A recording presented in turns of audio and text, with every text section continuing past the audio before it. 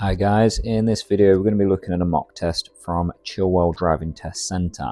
We're starting just up the road near Attenborough train station because the examiners don't like learners being in and out the car park unless they're actually on test, to avoid interfering with people who are actually on the test, which is fair enough in my opinion.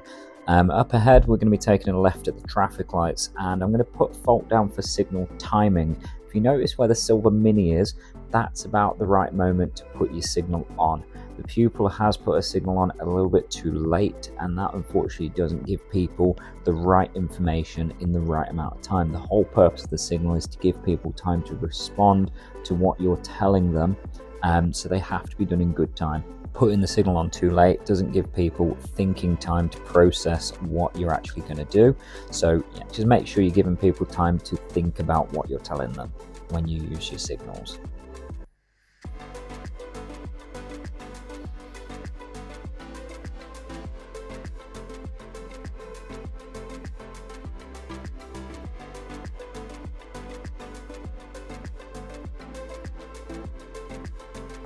As we approach the next traffic light, the test centre is down the road on the left, Eldon Road. So this is where you'd be coming out to start this test route. You'll notice my pupil lining up in lane 2. Now this is because I've told her at the second traffic light a little further along, we will be turning right. The idea there, of course, is want to line up in the correct lane ready for that next turn. So I have no issue with the pupil doing this because we have that plan to turn right.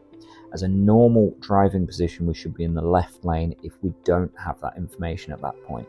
So this is absolutely fine in this condition, but without that knowledge, it would be better to be in the left-hand lane, which is our normal driving position.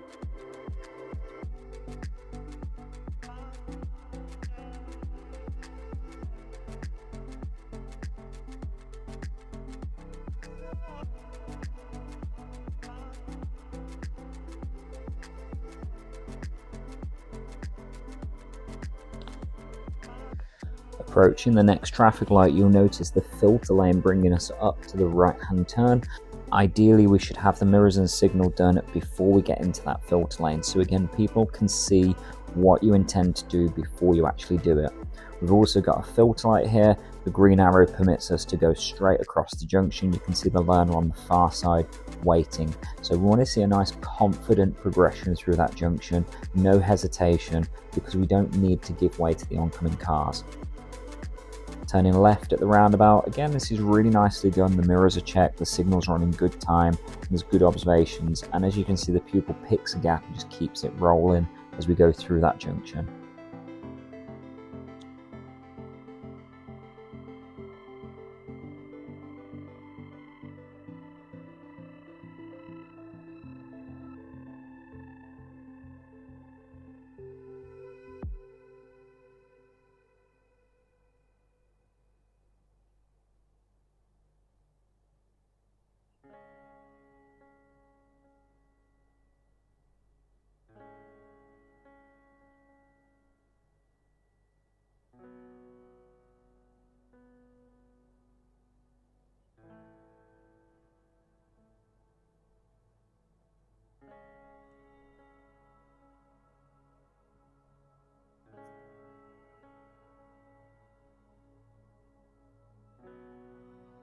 With roads like this where there's very little going on, you can see the pupils maintaining good speed, keeping up with the traffic in front, but also keeping a good following space.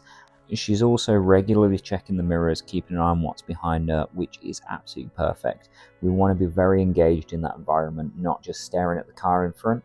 Keep your eyes moving around, keep scanning around, and that's going to keep you more aware and more likely to spot any problems before they become a problem to you.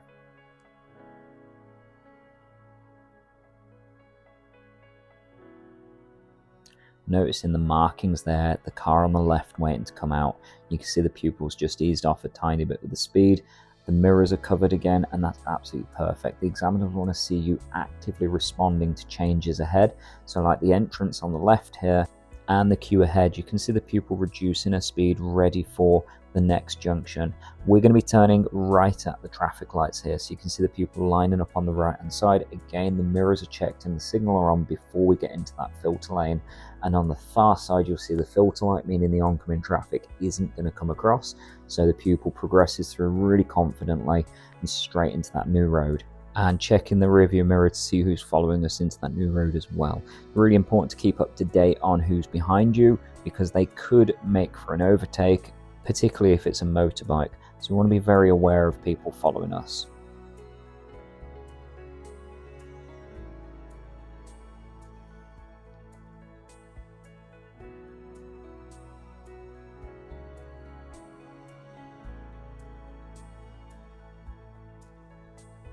You see as the traffic queues up ahead, the pupil is keeping a really good following space on the car in front, and that allows plenty of time to react to any changes, allowing for smooth stops and plenty of visibility around the car too.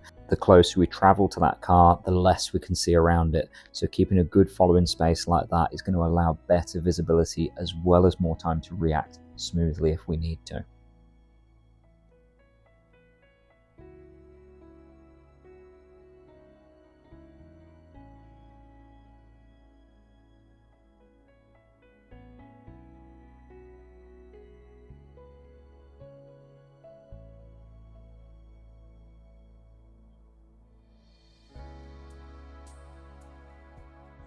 As we come over the top of the hill here, the environment does change. We get a lot more greenery, and this often leads pupils to think the road is a little bit faster than the 30-mile-an-hour it actually is. I'm going to record two faults for my pupil here. One of them is for use of speed, because she does creep over the speed limit.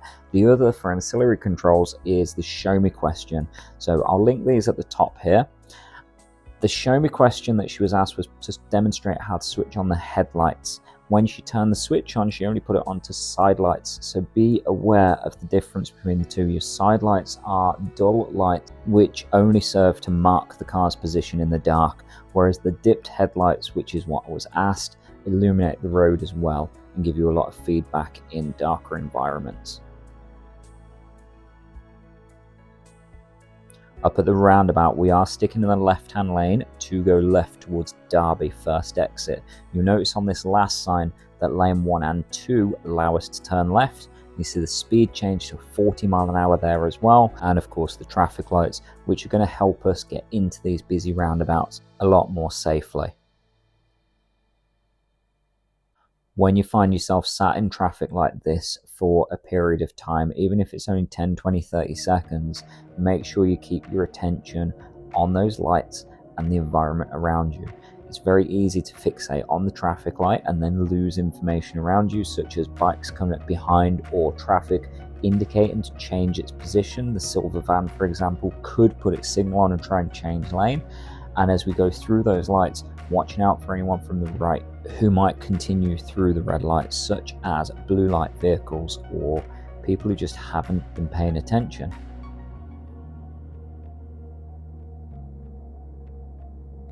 As we get onto the A52 here, we've got a national speed limit sign.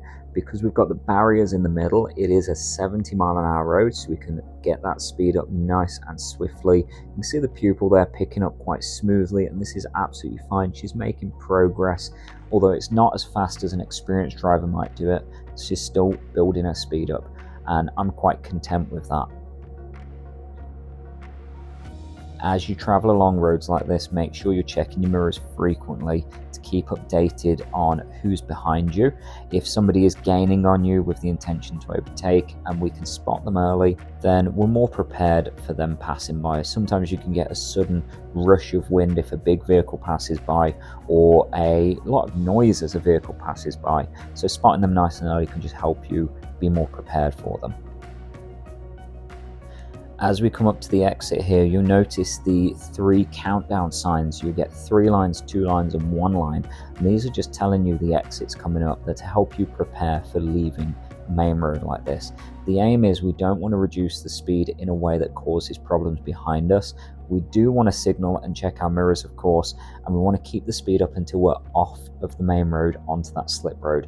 The pupil does slow down a little bit here, but with nothing behind us, I don't see any reason to mark a fault on this occasion. As we're coming down to the roundabout, you'll see the sign saying Long Eaton is left first exit, and that's where we're going to be heading. So mirrors are covered, signals on, and she takes up position in the left hand side to follow it straight round into Long Eaton. Be very careful that if you miss this exit, the lane leads around to the motorway, and if you aim for the motorway on your test, you will get marked as a fail because the examiners are not allowed to supervise you on the motorway.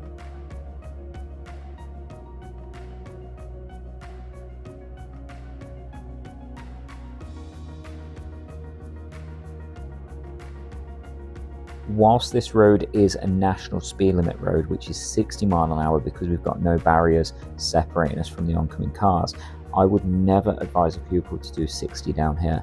Around about 40-45 miles an hour is ideal as a maximum down here because of the amount of side roads and bends. We've got loads of slow warnings as well, and the examiners will expect you to demonstrate good awareness and planning in terms of the way you use the speed down a road like this.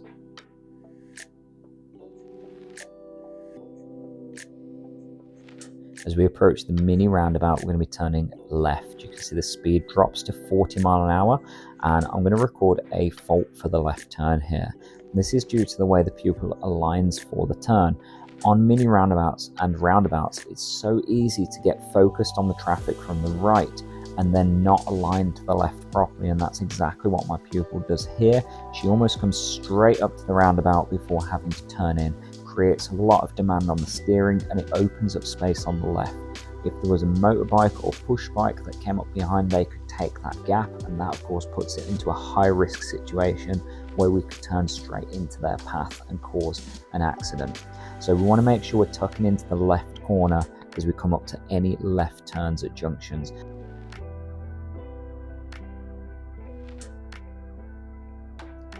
We're going to be taking the next road on the right hand side just by this white fencing. You can see the 30 mile an hour sign here and the pupil slowing down ready for the turn. As we take that turn, there is a 20 mile an hour sign as well, and it could be so easy to overlook that because we're so busy dealing with the junction itself. So just be very mindful of speed changes, particularly when you're entering new roads. As we come along this road, there are a lot of parked cars, and the potential to have to wait for oncoming cars is quite high here. So the speed has to be kept really low, and of course the mirrors need to be covered regularly to keep safe. We want to know who's following us through, and we want to be able to plan for what's coming the other way too. Shortly ahead we'll come to a mini roundabout, and this is a really bizarre one to come around. So we want to go straight ahead at second exit. However, the roundabout is offset to the left side. Most drivers will drive straight across, and that puts us on the wrong side of the mini roundabout. If you do that on your test, you will get marked as a serious fault. So what the examiners want to see is you go round that roundabout to the exit directly in front. We don't want to turn left. We don't want to go into the service road by the shops on the left.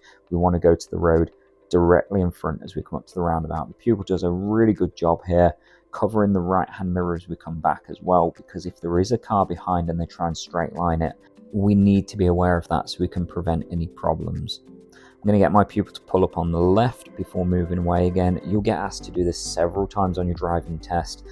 The examiners want to see that you can pull up in a safe location and comfortably close to the curb. You don't want to hit the curb or be out in the middle of the road, of course. And then when you move away, that you're picking a safe gap and checking over your blind spot just before you go. We've got a few meeting situations here. The first one where the van is clearly giving way so the pupil makes progress around the first car.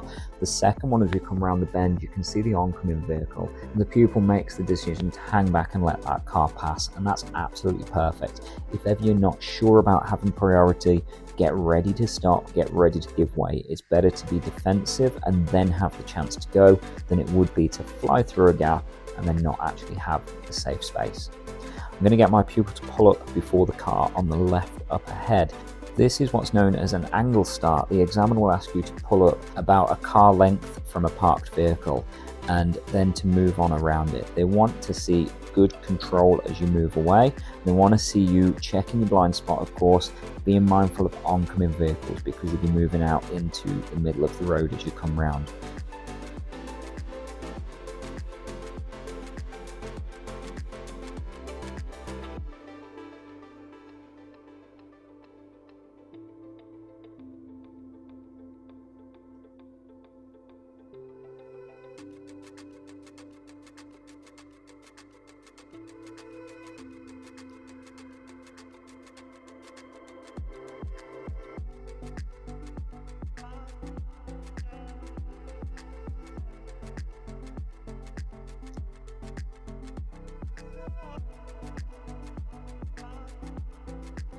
As we come through the next gap, you can see the oncoming car and how the pupil's slowing down, giving that vehicle time to clear before she enters the gap.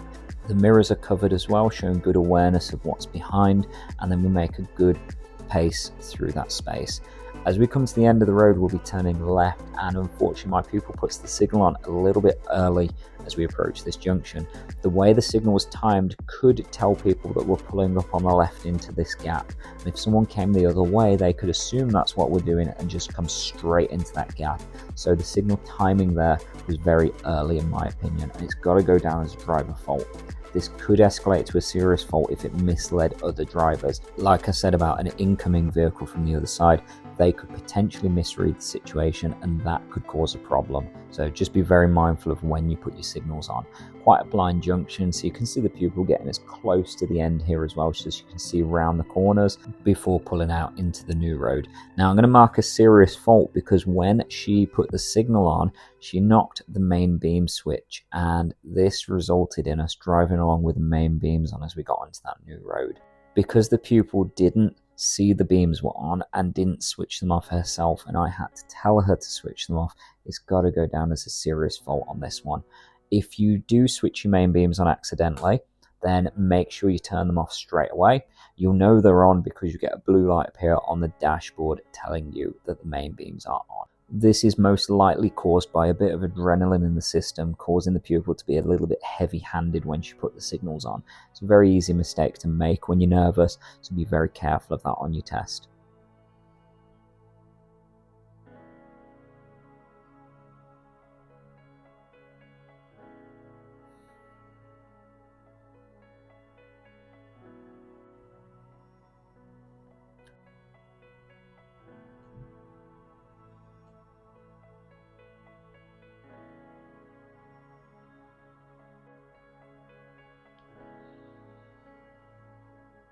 As we make our way down the main road here, we want to be aware of more pedestrian activity, more parked cars, and just the potential for more hazards to come out. So our eyes should be moving frequently left to right.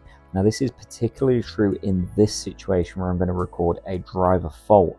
Notice the cycle lane on the left. The pupils made a really good decision not to block the road on the left of us. Now the problem here, of course, is the cycle lane could be used by a cyclist coming up behind us, and they're going to pull straight out around that van as they come forward. So I want to see my pupil covering that left mirror just before we move away. So if there is a cyclist there, she knows about it and she can prepare for them, rather than having the risk of moving forwards without knowing they are there, and then that causing a near miss or even a collision as they come out around the van. Just up ahead, we are coming up to two roundabouts. This is in Long Eaton, and we're going to use the left lane to go straight ahead at both of them. Unfortunately, I'm going to mark a serious fault for my pupil here. We line up on the left-hand side, and that is absolutely spot on. We need the left-hand lane for the second roundabout. As we approach, if you look to the right, you can see a lovely clear gap, and the pupil slows right down. Unfortunately, this means the car behind has to slow down quite sharply as well. In my opinion, that's got to go down as a serious fault because it creates an unnecessary risk. A common mistake done at roundabouts is the car behind looking to the right too much, failing to notice the car in front has actually stopped and just driving straight into the back of them. So we want to eliminate that risk by making good progress when there is a safe gap, but also eliminating that risk by looking forwards if we're not the first car in the queue. Same again here, a little bit of hesitation. I'm not going to mark this one as a serious fault because the car behind was far enough back that it didn't cause that same risk there. But with the car being so close at the first roundabout, it's got to be a serious fault. And again, this shows the importance of knowing what's going on behind you and the importance of that mirror use. If you can use your mirrors effectively and know what's going on behind you, then you can adapt your driving to keep yourself safer and keep the car behind safe as well.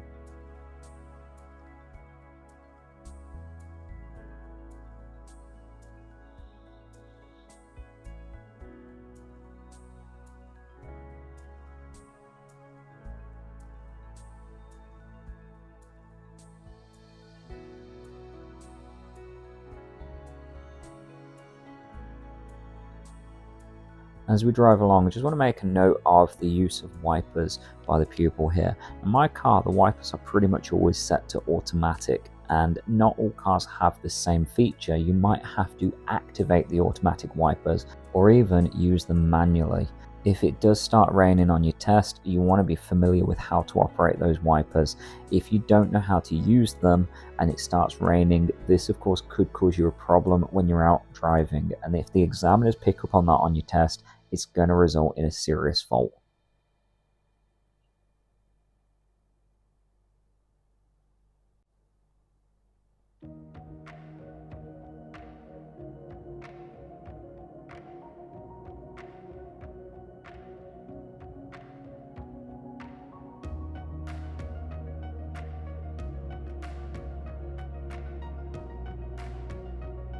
As we come around the bend up ahead, we'll be taking a left turn at the traffic lights. If you're going straight ahead, you need to be aware of the markings here so you get in the correct position.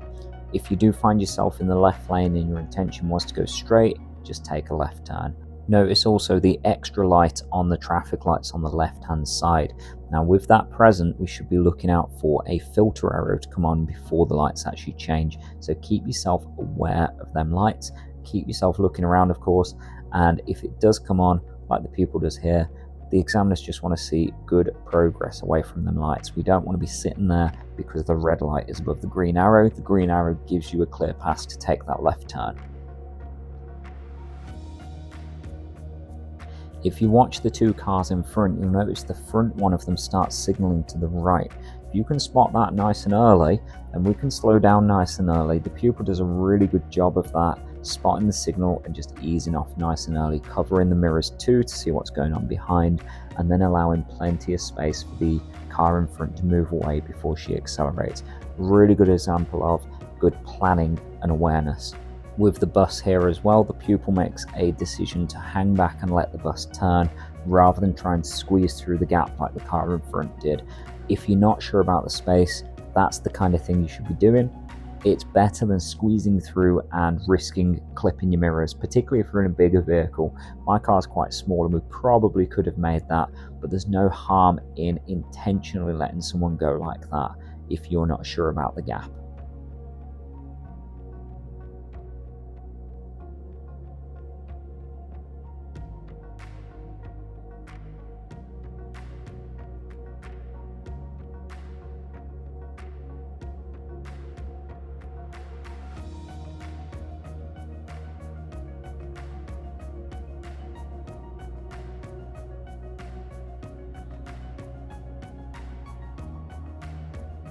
At the traffic lights coming up, we'll be taking a right turn, and just before those traffic lights there is a road on the left.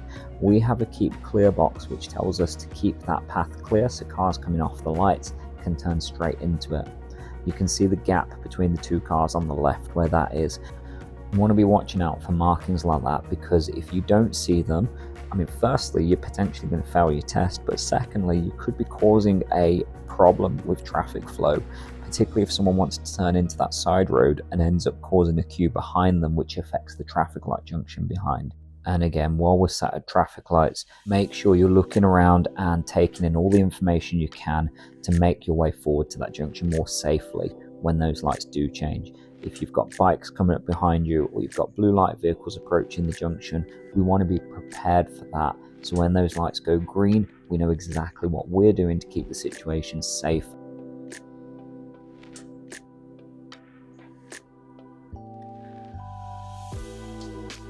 Notice the filter light on the right hand side hasn't came on. Now this means we have to give way to the oncoming vehicles.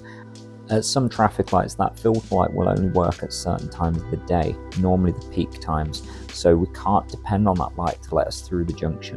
What we should be doing is moving in no more than 2 cars in the junction at a time, one if it's particularly tight or busy, and then making our way out when we get a safe gap or when the lights change. In that situation, the filter light allowed more cars to pass through, so we can take advantage of that, and the pupil does really nicely, making good progress as she crosses the junction there.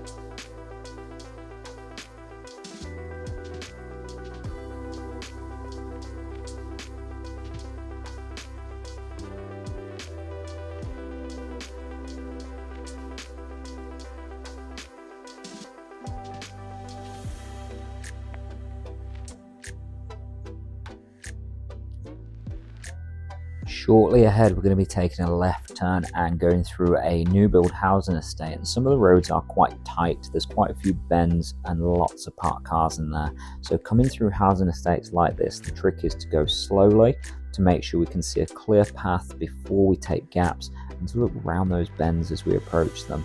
We also want to be covering the mirrors and just being aware of who's behind us as we go through. If we aren't sure about any gaps or going past any of the cars, we should be prepared to hold back and wait. And the pupil does a really nice job coming through here. You can see as we come around the parked car, the speed's really low. She's looking well ahead. She's checking the mirrors to see who's following. And all the way through this estate, the speed is nice and low. She's looking round the bends nice and early, checking those mirrors and just making sure she's got a safe path before she pulls into any of the tight spaces.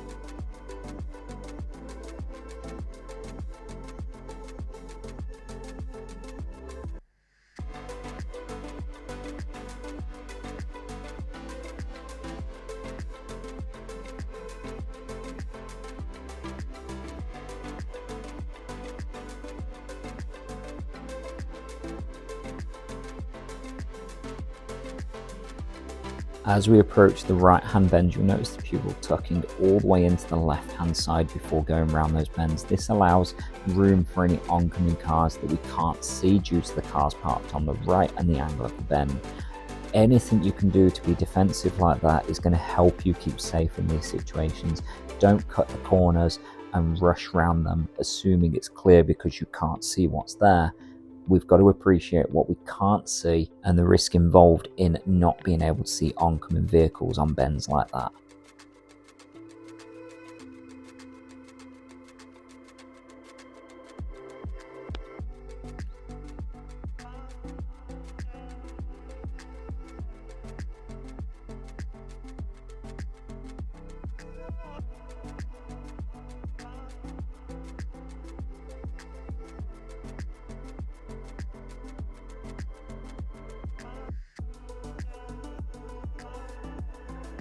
When we get to the end of this road, it's quite a blind junction and the pupil will be turning right and then going to get to pull up on the left hand side of the road where she's going to pick up a fault for her positioning. This comes down to pulling up across a driveway, so we want to make sure when we pull over that we don't obstruct any driveways at all. We want to keep complete clear of them. The signal correctly fault was then as she moved away, she left the left signal on, and that of course can be misleading. If anyone's approaching us, they may not be able to predict that we're going to pull out, so make sure you put your right signal on before you pull out and check that blind spot. Of course, if you leave the left signal on and someone's approaching, that could result in a serious fault. We're going to go straight across the roundabout, and then we're going to turn left at the traffic lights to go back to the road we started on. Again, we're not allowed in the test centre car park during the daytime when the examiners are in and out with people on tests. This set of lights, you'll notice the filter light on the bottom as well. At this junction, that filter light will come on, allowing us to turn left before the main light changes. Again, while we're sat at traffic lights, keep looking around, scanning for anything that could cause you a problem when the lights do change, looking for cyclists behind or motorbikes, looking for blue light vehicles approaching from across the junction. Because as your lights change, if you're ready for them, at least you can plan safely for them. If you're not looking around, you're not planning for them, then you're less likely to be able to keep yourself safe in that situation. As the lights change, checking your mirrors before moving away is going to give you a little bit more protection against anything coming up behind as well. I'm going to mark a dangerous fault for my pupil up ahead, unfortunately. This is because we're going to be taking a right turn at the traffic lights, so we need to move over to that right-hand lane. The pupil unfortunately gets a little bit panicked about a car coming up from behind. Even though we do have time to move in front of that vehicle, she overthinks about the distance and ends up staying in lane 1 longer than is safe, and I've had to push the wheel, intervening to prevent that problem. So that would go down as a dangerous fault where the examiner takes action because there's an immediate danger created.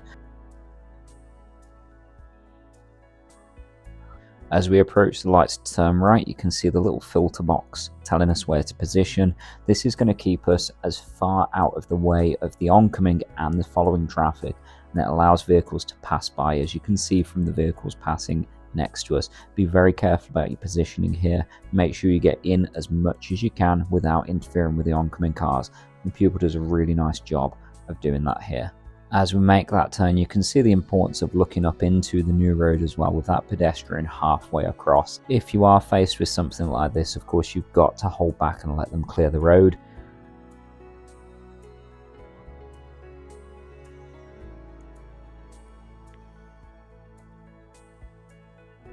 Up ahead, if you notice the bend and the parked cars on the right, you can see the pupil slowing down as we see the oncoming cars. There's not much else we can do in this situation. There is room for her to progress through. She's using the mirrors, so I'm not going to put a fault there. However, if you're unsure about that space, we should hold back. I'm going to get my pupil to do her maneuver here as well by pulling up on the right. The examiners will ask you to pull up in a safe place and then to reverse about 2 car lengths, keeping close to the curb. What they want to see is good observations while you're reversing and good control over the steering and speed while you bring the car backwards. The examiner will tell you when to stop, and then they'll ask you to drive on again. The pupil does a really good job of this maneuver. She keeps the car nice and slow, it's nice and close to the curb, and she's making plenty of shoulder checks as she goes back. We're watching for driveways on the right, pedestrians, and vehicles, of course, on the left, over both shoulders. If you're only looking at one side of the car, then the other side becomes vulnerable, so keep your head moving. And then when you move away from this side of the road, remember it's the left blind spot you need to check. My advice would be to double check it just as you start pulling out. Just up ahead, I'm going to get my pupil to take a left turn where we're going to pull over and finish the mock test. As you can see, during this one, the pupils picked up a total of 12 faults, 9 driver faults. You're allowed 15 of those to pass, 2 serious faults and 1 dangerous fault. You're not allowed any of those, and picking up any of them will result in a fail on your test, unfortunately. So I hope you found the video useful. Thank you ever so much for watching. If you have found this useful, please like, share, subscribe, let me know in the comments, and I'll try and keep these videos coming. In the meantime, thank you again. Good luck with your own driving test, and God bless you.